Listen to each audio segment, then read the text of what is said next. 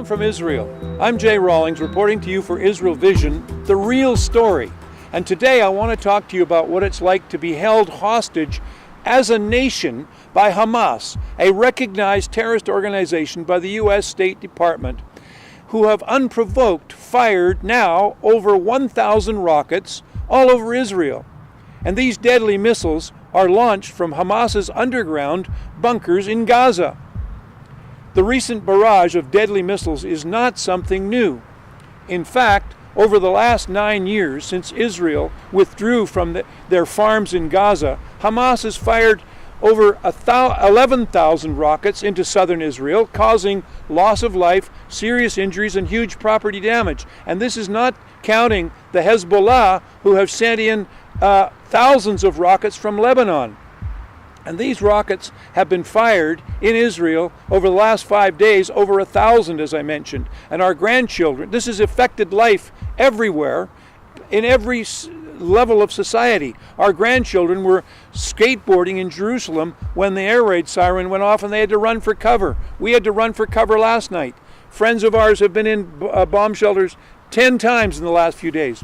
Now, which country in the world would put up with such nonsense and idiocy, having their civilians, their women, their children attacked randomly in this manner?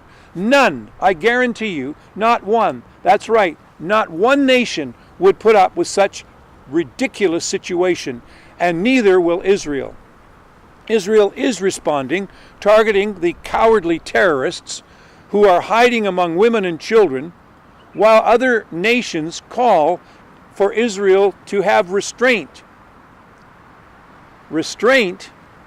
But I want to give you some facts now on what is actually happening in this conflict that is being foisted on you by the international media, untruths. Here are some examples, some myths and fantasies, or should I say myths, as I said. Myth number 1, that Israel has caused the current conflict due to her settlement policy. Fact. This is not true. The reality is that Hamas, backed by Iran, Syria, and the Muslim Brotherhood, would attack Israel no matter what Israel's policies are. They are bent on Israel's destruction and, of course, non-recognition. And this position goes back to the 1967 Khartoum Agreement, when after Israel defeated the Arab nations in the Six-Day War, Muslim leaders created the three no's policy concerning the Zionist entity, that's Israel. No negotiation, no recognition, and no peace. And that position is held until today by most Muslim countries in the world, as represented in the UN. Israel, the only democracy in the region, is thus obliged to take the necessary military steps to protect its citizens from lethal, unprovoked aggression. Okay, myth number 2. What is happening now is only a cycle of violence with equal blame on both sides. Well, here's the reality. The reality, of course, is that there is no comparison legally, morally, diplomatically, or militarily what Hamas is doing and how Israel is responding. Hamas is willfully and deliberately committing a double war crime by targeting Israeli citizens and using their own Palestinian citizens as human shields. The only bomb shelters permitted in Gaza are for the exclusive use of the terrorist leaders. Okay, myth number 3.